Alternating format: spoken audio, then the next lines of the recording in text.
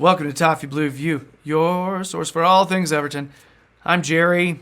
I always am, and today there's someone different joining us. You may recognize this guy. You've seen him on Toffee TV, but I knew him more as this faceless entity that gives brilliant analysis on Twitter.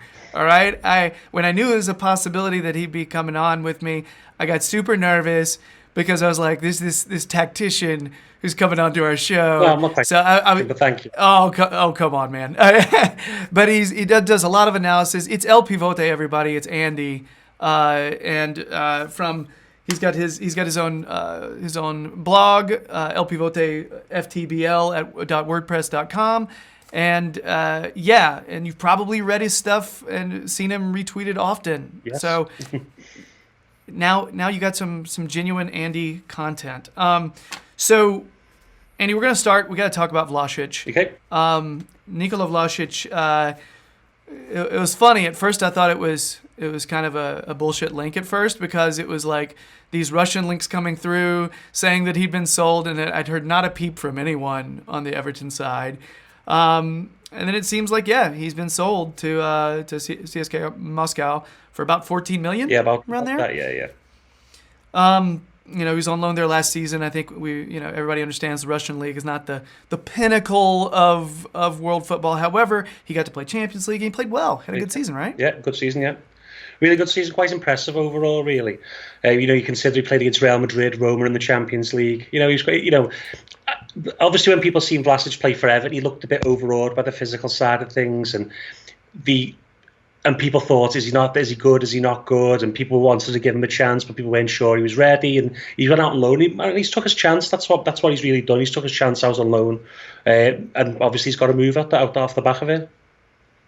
And I think there was additionally, number one, he came in the middle of this very bizarre time. Yeah. He was brought in as a Steve Walsh Koeman player, and then he has to deal with the Allardyce years, which didn't work out very well for him either. I say years, it's months. Yeah. But there was a lot of talk. I know we had several conversations. All right, is he a center attacking mid? He'd been playing on the wing some? Is a forward player type? And trying to figure out his best position for us. What would you say on that, by the way? That is probably the issue with him in terms of Everton, and because his best position, he can play three positions. He can play as a centre midfield in a three, so you'd have a holding number 6, Schneiderlin type, and then you'd have a Gomez, and you'd have a Vlasic. But obviously, we play with a 4-2-3-1, which obviously you've got Sigurdsson as the attacking midfielder, so you don't have that third central midfielder, and he can also play 10, but then. If you remove Sigurdsson from the side, we don't have a natural out-and-out goal scorer at the moment, so you'd lose a lot of goals. So, and then he can also play on the right, but in the Premier League, he's probably not best suited to play on the wing because obviously like a bit more pace than Vlasic has got. So, and obviously you've got Richarlison, who's a silver favourite, and you've got Bernard, who's also a silver sign. So his path to the first team wasn't very easy, and I think if we did play the 4-3-3 that Silva's talked about playing, he would have been perfect for the number 8 role, but it's just not at this moment in time. The way this team's constructed, it's not really right for him. And as you rightly say, he isn't. He was signed at a weird time. We played Hajduk Split in the Europa Cup qualifying rounds, and we signed him off the back of that. He played quite well against us, and then it didn't really work out for me. He had little game starts, fits and starts. And when Allardyce came in, he wasn't really going to get a chance to play because Sam Allardyce likes to play experienced players, get out of trouble, doesn't like to rely on young players, which is why Lookman didn't feature much as well. And it's just not really worked out for him. And it's quite sad because I think we're going to, as we'll probably get on. So he's a very good player, but it's just not the right time for him at Everton. And I understand why he's been let go in that case. Yeah, I was, for a while now, I've been thinking we need some form of backup for Sigurdsson. Yes. We need some form of creator. And I feel like it's something you've said on Twitter for a long time. We need someone who's going to create more. We need someone who's going to create more chances. We'll get into that conversation when we talk about Gomez later as well. Because I know you've had a lot to say about Gomez for a long time. For a long time you've been saying this. Yes, I have done my research. Research being daily looking and looking into players. It's funny how that works. But for him, it seemed like I heard a rumor that Silva wanted to keep him this go round, like this coming up year. The rumor was he wanted to keep him, but Vlasic was like, I want guaranteed first team football. Exactly. That becomes the issue then. And I think the same happened with Lookman when he went to Leipzig as well. They get a taste of football. They play in every week. It's very hard to say to a player who's 21, 22, come back and sit on the bench, who might get a couple of games. They're ready to play in their eyes, and obviously thinks he's good enough. He's played against Madrid, Roma.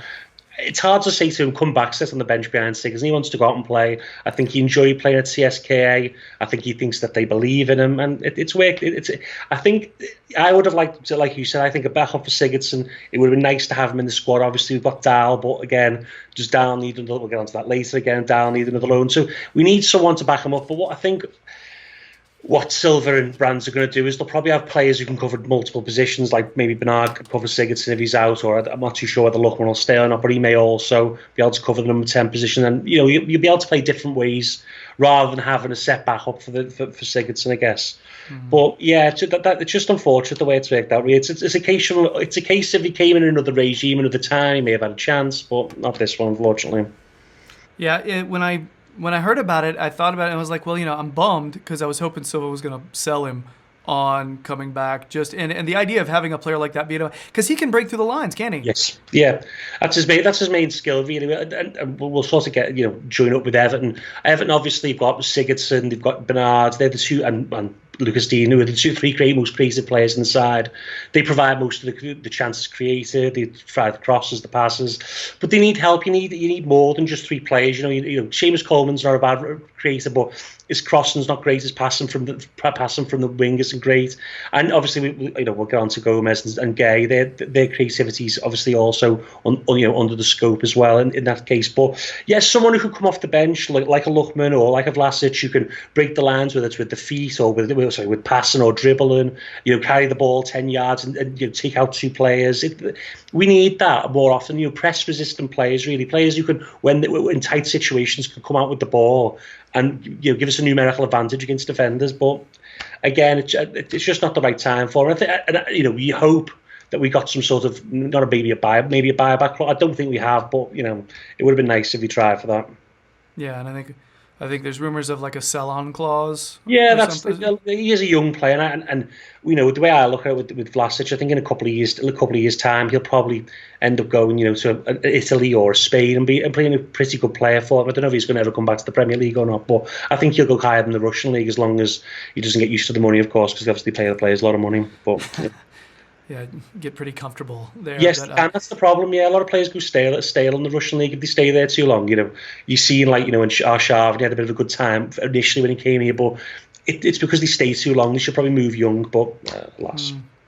Yeah, that part of me was kind of down, but then I kind of thought, you know what? I mean, he doesn't want to be here, and he's not going to be satisfied with not playing very often or not playing from the get-go.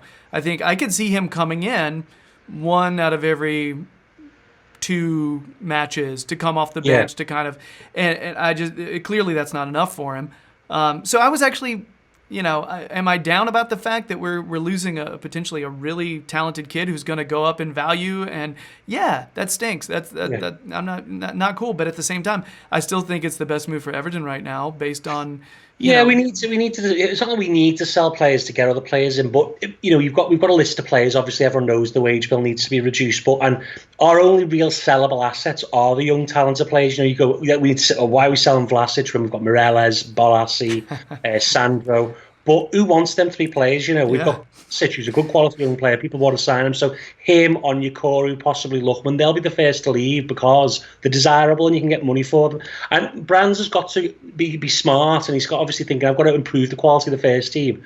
If these players don't want to be at the club and we can get some good money for them, then we can go. Mm-hmm. Like, for example, I think this is something Everton should look into, really, is because with Lookman, it's the same situation as Lookman. Vlasic came from starting a Hajduk split. Mm-hmm. And Lookman came from starting at Charlton, and they come into the Everton team to sit on the bench or in the stands, and they've both been given loans, and after realising they can go and get first team football anyway, it sort of just unsettled them. And I think whenever they're bringing players in who are coming from playing from sides, obviously you can't guarantee them first team football, but they need to sort of think about the mentality of, basically their development's being stalled by sitting on the bench or in the stands and not playing as part of the first team. And it seems to be common in football where players come from the Championship or they come from other leagues and they don't get in the Prem teams. The development seems to level out because they're not getting those regular minutes between the ages of 19 and 23, and that's what Everton need to look into, really. Yeah, I think that's a brilliant piece of conversation, by the way. So the question is, when you're thinking about bringing in a Lookman or a Vlasic, let's move forward. Think about moving forward. If we bring in a player similar to them, players who like a Santiago Sosa, for example. I know he hasn't played a lot of first team games, but if you brought him in and then he wasn't playing every a couple of games, or he wasn't playing the cup games, it would be much easier if we were in Europe, because then you're talking about 6 additional games for people to play at minimum. But then, as you say, going forward, if we're bringing these players, we need to sort of have a plan for them. You can't just bring them in and, if they're not going to be a part of the first, the first 18, they're going to be one of the 22, 23rd man in the squad. Maybe send them out on loan for a year, get them some experience, just make them understand that's a development loan and they're going to come back and be part of the first team squad. So I think what you're seeing really is a crossover between the two regimes. You've got Brands, who is a smart man, strategizes, plans ahead a couple of seasons down the line, and you've got the Coleman, Walsh era / Allardyce. It just seemed to be a bit of a, let's just get, it was sort of not forward thinking. They just brought players in without any sort of thought or reason. That's why you buy 3 number 10s, Rooney, Klaas, and Sigurdsson in the same window. So I think we're under the right man now. It's just that I think, and he will think like that, obviously, because Brands is a genius. But it's just going forward, I think you'll see the change. And additionally, it seems like it's also about buying the right young players with a certain mindset that have that accept that understanding and accept that plan. You know what I mean? Because some of those players that coming in may not accept that plan. They may not say. They may say, it may be like a Lookman or a Vlasic type of situation where they think, no, I was under the impression I was going to play immediately. And that's, so some players are going to come in and realize, look, I'm brought in for my talent and they want me, I'm part of their long-term plan, and the loan is just that, a loan. It's not an audition for other teams. You know what I mean? Yes, exactly. Yeah. So I think that's what what Brands will do. I think that the change. We'll talk about the under-23s later, but I think that that pathway, as I spoke about on maybe other channels, but I'll speak about it here. That pathway from you play in the under-18s till you're 19, say, and then you go out on loan. And the idea is to either get you ready. We'll make a judgment whether you're going to be in the first team, or alternatively, we'll let you go and you go and have a good career somewhere else. And that needs to happen, because signing Pennington, keeping at the club, lowering them out again, players like that needs to change. So it's all part of the same conversation, I think. As I say, we'll get on to more of that later. But yeah, it's something that the club needs to consider. And I think Brands will do it. If you look at his PSV time, he sort of plans ahead. Like he's just left PSV to come to Everton last season. And even now, we've got Bergwijn, Pereiro, and Lozano. They could all leave this summer. Yeah. But he's already got Ihattaren, Gakpo, and Marlon ready, coming from, he bought Marlon from Arsenal, but the other 2 from the youth team, ready to step in. So he's sort of built there. They played in the second division in Holland, and he's sort of planned for their successions. I think he'll do the same with the players like Sims and Gordon. So I think, and even if we bring players in like a Sosa or we've been linked with Adolfo Gouch, people like that. We'll sort of have a plan for them. If it's going to be a sub player getting minutes here and there to help them and playing in the cup games, or alternatively go out on loan for you, get some experience and come back ready for the first team. This is awesome, by the way. I just want to say this. I love this conversation because it really is feeding into. It's something that I've seen you mention on Twitter often, talking about those players that are in that like limbo. They're strong U23 players, or they were strong U23 players. They need to go ahead and be tested because they've already been tested at that level. They need to go out to the championship or do another league, something like that, to figure out where are they going to be part of our future. Yeah, exactly. Yeah. Exactly, yeah. So I always talk about players, we'll use an example of Josh Bowler, obviously. Josh Bowler came from QPR. He was on the fringes of the first team at QPR a couple of games. And he comes to Everton, he's in the under-23s. He's already played at that level for QPR, and he's gone above that, and then we're sending him back to that. It's a sort of mentality thing. You're making players, the mentality is not that they're not it's sort of a step back, if you will. And I think we need to players need to keep progressing. So we will have a plan in the future. But yes, as you say, it is something that I have spoke about, and I think Everton will look, as Brands gets more of a grip on the club and the football side, he'll change. All right, good stuff. This has kind of come to a natural close because we will be segueing to some other places. But really quick, one last thing about Vlasic. Any chance you think that you could? Do you think the type of player he is? Could you ever foresee him winding back up in the Premier League in a situation where, or is it probably he's? He could. It depends on. It depends on the. It depends on who the situation at the time. What's going to happen is obviously as scouting changes and the way we analyse data changes in football, the type of player he is going to become more prevalent because he does progress the ball with passing, with dribbling, and he does create and score goals. So a player like that will be wanted. It all depends on fit and style. Obviously, as he gets older, he's going to get more physically ready for the Premier League. So potentially, I can see him back in the league. I wouldn't say in the next 2 or 3 years, though. No. Gotcha. I wanted to kind of gauge your opinion on that because I know there are a lot of supporters out here who are really lamenting this sale because of his potential. I am one of them supporters. Unfortunately, it's just wrong place, wrong time for him, really, and that's why I would have liked a buyback clause where you could say in 2 years if he's still good, we'll give you 22 million, 23 million if we need to replace Sigurdsson, he's the man.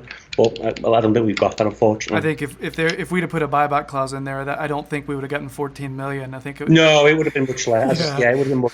Because the club then obviously think that they would possibly lose out on a future fee. So yeah, that's the weighing up of it, really. I suppose. Yeah. I think eventually we'll be in a position to do things like that, but not currently. Yeah. Later on. All right, so I guess that's it on Nikola Vlasic, and closing the book on his Everton career for now. We're gonna miss his sister being so active on social media. Possibly, yeah, of course, yeah. but it happens. Maybe Gomez has triplet sisters or something we didn't know about. Fine. Yeah, they all look exactly like him with a beard. It's just exactly. That'd be fantastic. So I guess that's it for Vlasic. We are going to be talking about Andre Gomez in the next segment, and after that, we're going to be talking about our younger players and whether or not we're going to be loaning them out, whether or not we're going to be keeping them with the team, or maybe they need to just stay with U23s. So everybody else, stay tuned for those. But in the meantime, if you've been digging the videos, please subscribe to the Toffee Blues YouTube channel. We'd really appreciate it. If you want more El Pivote, well, it's I've written it on that board back there, so you can check the spelling if you're unsure with the Spanish pronunciation and whatnot. It's back there. Look him up on Twitter. He's just constantly tweeting about Everton and analysis on pretty much all things football in leagues you didn't realize existed. And he does have his blog. I mentioned it earlier, lpivotefTBL.wordpress.com.